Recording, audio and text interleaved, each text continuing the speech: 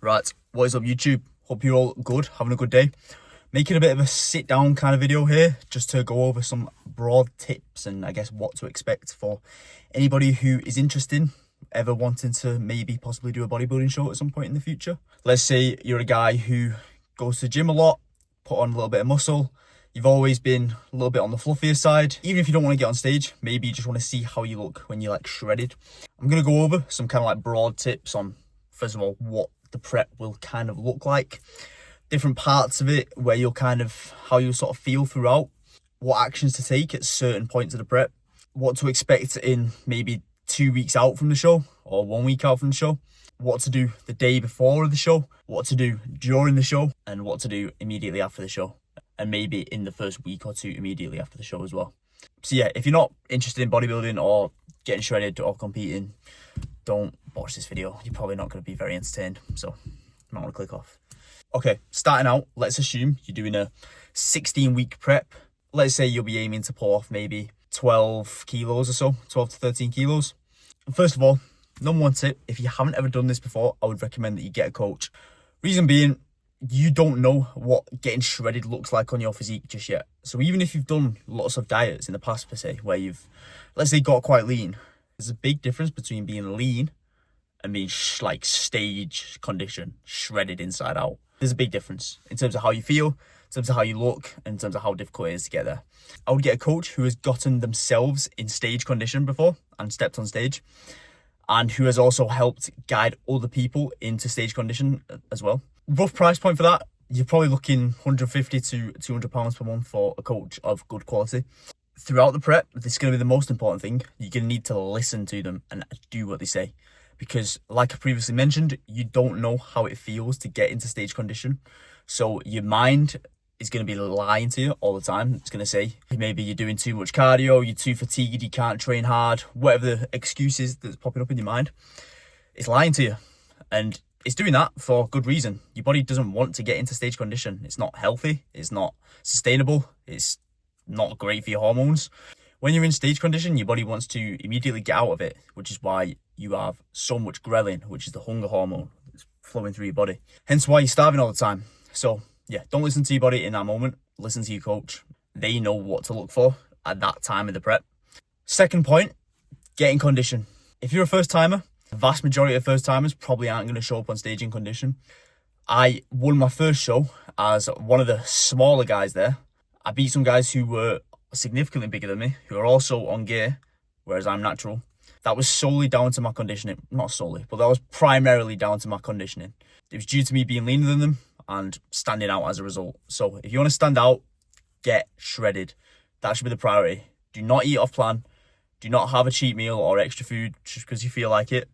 Do not skip your cardio. Do not miss a day of steps. Get shredded and you will stand out and you will likely be rewarded for it. Assuming that you've got a coach, you now need to learn how to pose. So if you don't have any experience posing before and you have some money available, I would strongly recommend that you invest in a posing coach. I didn't personally. Reason being, I personally didn't want to spend that much money and I already had a pretty good understanding of the vast majority of the posing. I was also lucky that at the time my coach had a client who is now a posing coach, Cam, shout out Cam, who basically gave me like a free one-off posing session before he was an established posing coach, which taught me a lot when it came to my men's physique poses. If I didn't have that one-to-one session with Cam, which was only maybe like 15-20 minutes long, where we recorded it and I practiced based off that video. If I didn't have that session, I would have been screwed on stage and I likely would not have won that show, straight up. So learn how to pose, watch loads of videos of people doing it, take pictures of your own posing if you can get feedback from other people on those poses. Also, you're going to want to practice your poses a lot. So whether that's post-workout, after you've trained, when you've got a pump, or whether that's, let's say, fasted, first thing when you wake up in the morning, when you're dry, empty stomach, everything's feeling great. You can practice it whenever, as long as you carve out the time to do it. I personally, what I did was each morning, as I sent my check-ins to my coach, because I'll get onto this later on, if you do have a coach, if they're a good coach, they're probably going to want more frequent check-ins as the prep goes on. Let's say when you get to 3 weeks out, it's probably going to be like daily check-ins from that. Maybe 2 weeks, but it's probably going to be at least every other day check-ins at that point, assessing your physique. So while I would send my check-ins, I would be practicing my poses as I did that. That was the majority of my posing practice. And then if I had some time post-workout before the gym closed. I would try and do maybe 15 minutes, get some rounds in there. So yeah, practice your posing. As the prep goes on, you go in to get hungry and you go in to get tired. These are pretty much non-negotiables when it comes to doing a bodybuilding prep or just getting ridiculously shredded. You can't avoid them, so you might as well embrace them. You might as well challenge yourself mentally in a sense of, right, I'm starving, I'm knackered, but this is now my normal. The way that I would approach this is try and treat these emotions that you have and these feelings as this is now my default. So you basically kind of ignore them. If you just think, right, I'm going to be tired, I'm going to be hungry, so what? What you've got to think is, there's people in the world right now who have to walk all day, do ridiculous amounts of manual labour every day, and likely won't eat in that day, or maybe have access to one meal, have access to barely any water. There's people like that in the world right now. That's their normal, and they're alive, you know, they haven't died. If you know that isn't going to kill you, then just crack on with it. In a prep, you're going to be eating 5 meals every day. Granted, there'll be smaller meals, but that's still 5 meals. There's people in the world who don't have access to any food. In a prep, you're still going to be able to be drinking basically however much water you want. If anything, your water is probably going to be increased. There's people in the world who don't have access to water. They have to walk hours to get clean water. So personally, I would try and remember these things. Also remember, 80 years ago, your ancestors will have survived through the rations. I can't remember the exact amount that people had to live off, but I'm pretty sure with the amount of money that they were allocated to spend on food, I don't think that they were eating more than you would be eating, even towards the back end of a prep. And they got on fine. It might have been difficult, might have been hard times, but a bodybuilding prep and getting stupidly shredded is supposed to be difficult. If it wasn't difficult, then everybody would do it. There wouldn't be any pride or achievement to getting in that sort of condition because everybody would be in that condition. And that leads me on to my next point of don't be a twat to people just because you're in a bodybuilding prep. Nobody cares. And I don't mean to say this in a sense of, oh, it's not an achievement or it's not a great thing that you're doing for yourself, but everybody has their own things going on. Everybody has their own problems. It's not any of your mates' fault that you're deciding not to eat much food because you want to get shredded. It's not your co-workers' fault. It's not your family's fault. It's not none of their fault. You're choosing to do this. So don't take it out on people that you feel, let's say, hungry. Don't snap at people. That's part of the prep, not allowing it to take a hit on other aspects of your life.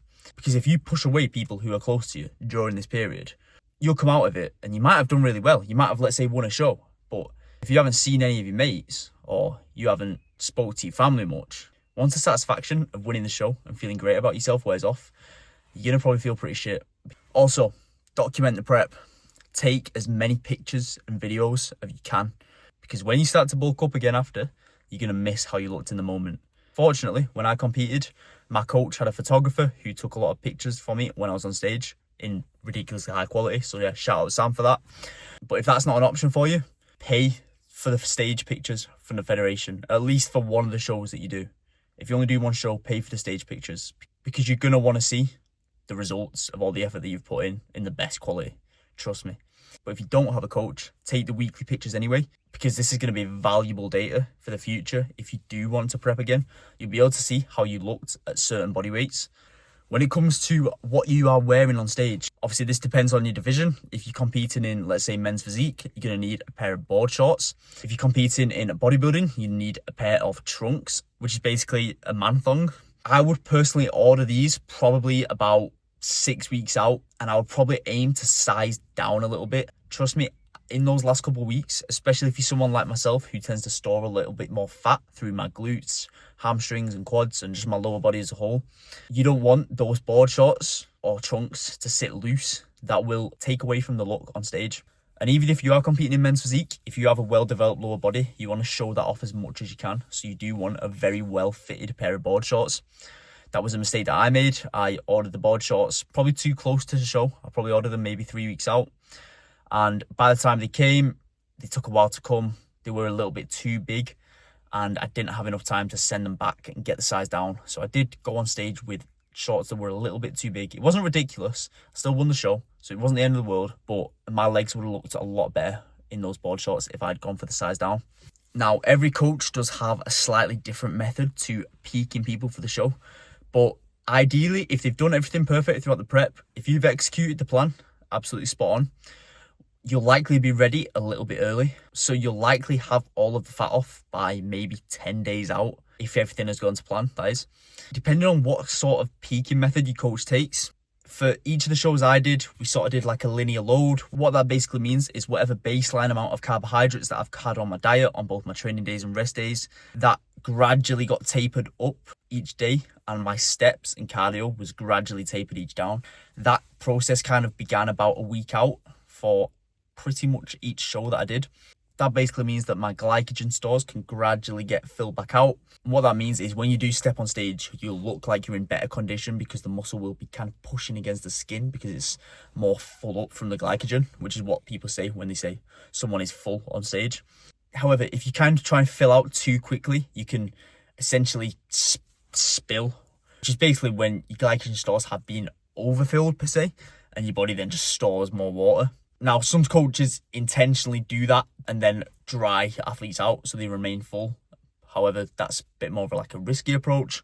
At the time, me and my coach just did linear loads with my body. It worked pretty well, but regardless of whatever method your coach decides to implement, trust him. He's likely done it before with other people if you picked a good coach, and he'll have a method to the madness. Now, let's imagine it's now 1 week before the show. At this stage, you probably should have booked your accommodation for the show. So personally, what I did was I booked Airbnbs. Number one reason, they're cheaper. Each hotel that was somewhat close to the show venues would be like 100 quid minimum. And I did not want to pay 100 quid just for one night. So I downloaded the Airbnb app and found ones for maybe 30, 40 quid per night. Now, if you are staying in either a hotel or an Airbnb, you're going to want to take your own bed sheets and your own towels. Reason being is because the fake tan will get all over them. And take black ones as well, don't take light ones because that'll be hard for the tan to come out. And also, assuming that you're competing with PCA. So there's a few different federations that you can compete with, in the UK at least. Compete with PCA, compete with FitX, compete with Two Bros, you compete with UK BFF, you can compete with the UK DFBA. There's a lot of different federations, some of them are drug tested, some of them aren't. I've personally only competed with PCA, so I can only speak from the experience of how PCA do things with the competitors. About 1 week from the show, if you have ordered the tanning, which you should do, by the way, don't try and tan yourself. If you try and tan yourself, you're probably going to do a terrible job. Just pay for the tanning. I think it's like 85 quid. Yes, it's expensive. That is what you sign up for when you do a bodybuilding prep. PCA will send you an email, probably about a week before the show, which will give you instructions on how to go about your sort of skin prep before the tan in order for it to look the best on you. I'll put one of the emails that I got up here somewhere. What it's basically going to tell you is to start exfoliating your skin maybe every 2 days or so, about a week out, especially on the parts of your skin that go quite dry, like your elbows, your knees, your ankles. It's also going to tell you to make sure that you shave about a minimum 2 days out before the show. This is very important. You don't want to be going on stage with body hair because first of all, it's going to blur your definition. Second of all, when you do get the tan, if you have body hair when they try and tan you, the tan is going to glisten off all your body hair. It looks terrible. There was a guy, I think it was my second show, I can't remember which one exactly, but he basically didn't fully shave his chest when he was getting the tanning done, and it was like you could see the tan glistening off his chest hairs. It didn't look good.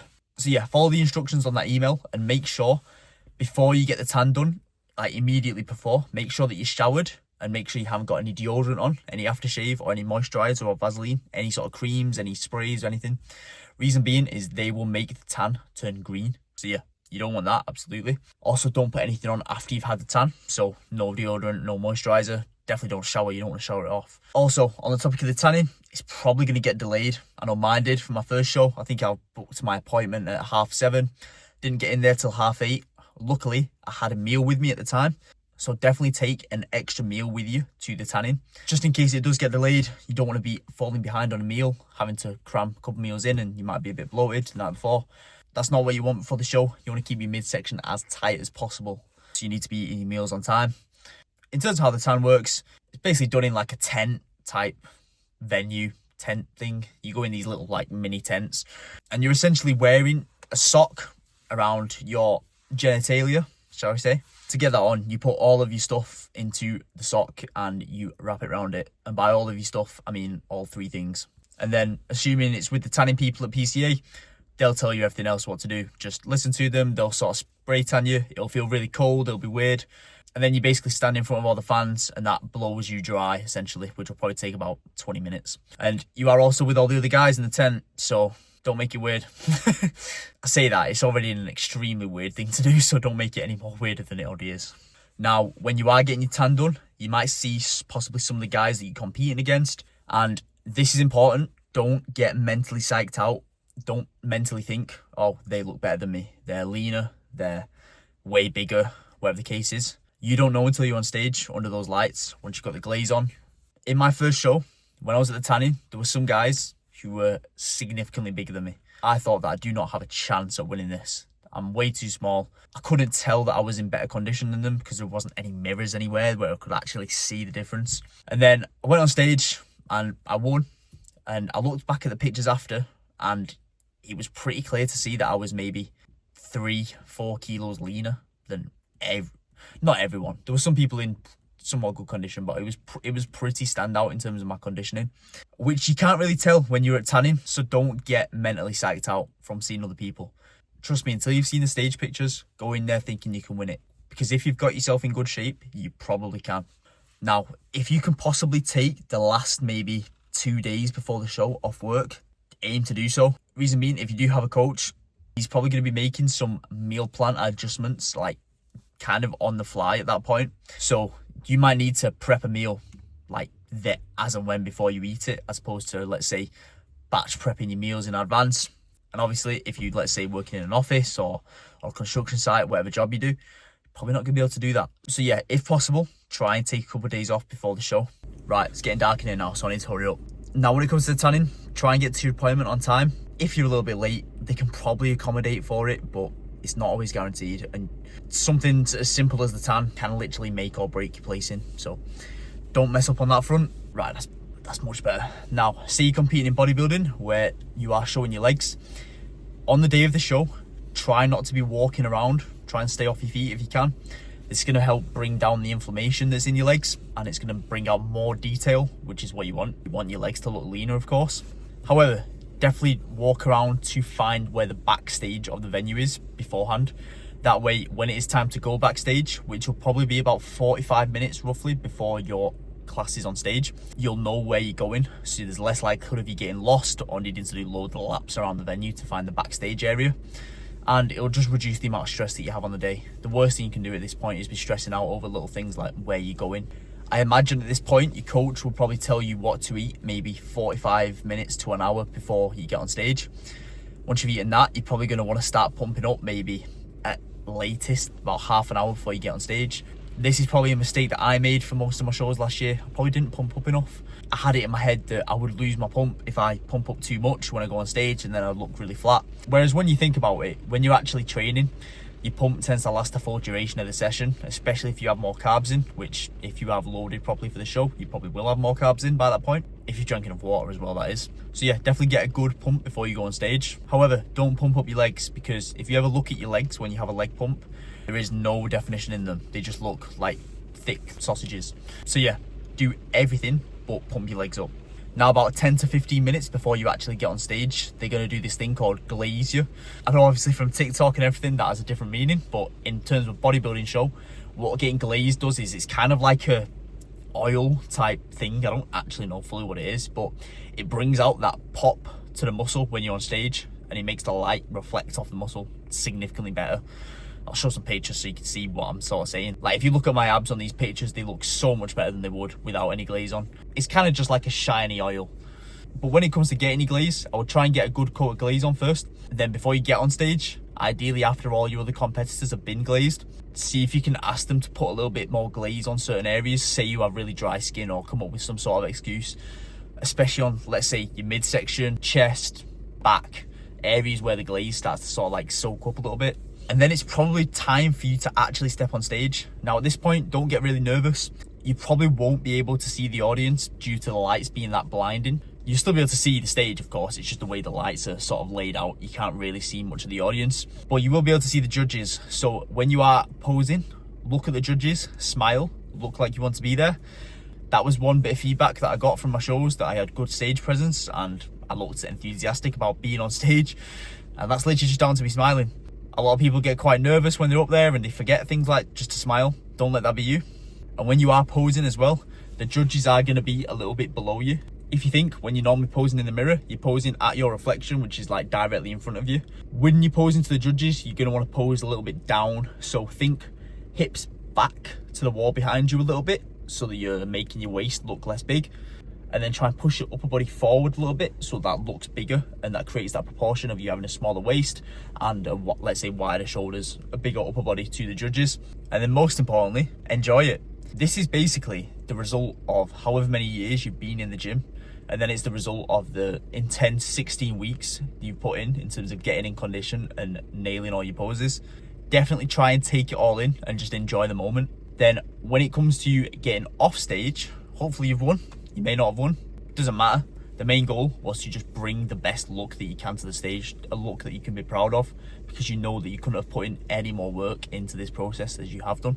Now, once you're off stage, there's going to be a lot of little things that catch your eye, and there's probably been a lot of ideas in your head of what you want to eat once you are off stage. However, the first thing I would do is immediately drink as much water as you can. I would probably neck down about 1 litre to 1.5 litres of water within about 20 minutes of stepping off stage. Reason being, you probably have been quite dehydrated from eating more salt before you get on stage and slightly reducing the amount of water that you drank probably both the night before and the day off the stage. Not completely cut out, your coach probably won't have done that, but it will be slightly less. Now, when it comes to the post-stage meal, definitely do not eat with your appetite. I made this mistake. I'll show you what I ate after my second show. The first show I was actually pretty good. I just went for Nando's. Second show, I immediately went for an all-you-can-eat carvery. Terrible idea. It resulted in me projectile vomiting all down the M1 on a 2-hour drive home. So definitely don't do that. What I would recommend is probably having a relatively clean meal first, and then maybe going out for a meal with your friends and your family or whoever has come to support you at the show, to show your appreciation for them going out of their way to take the time to be there for you, because obviously it's a very odd thing. Most people won't get it, they won't know how it's judged, they'll just think that it's pretty odd, which it kind of is, to be fair. So definitely show your gratitude for them being there. And when it comes to, let's say, the first month off stage, in this month you can make a lot of progress if you don't mess it up. This is where you're going to gradually reverse out of the diet. So body weight is going to be gradually tapering back up. You're going to be gradually tapering up the amount of food that you're eating.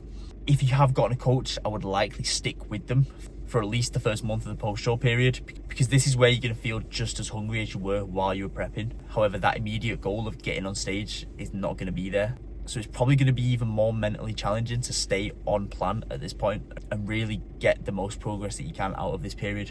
So that's pretty much everything. I think I've covered everything in terms of how the prep should feel at this point, what to sort of do in the weeks leading up, and what to do on the actual day itself, and then what to do immediately after, and then in the coming couple of weeks after you've been on stage.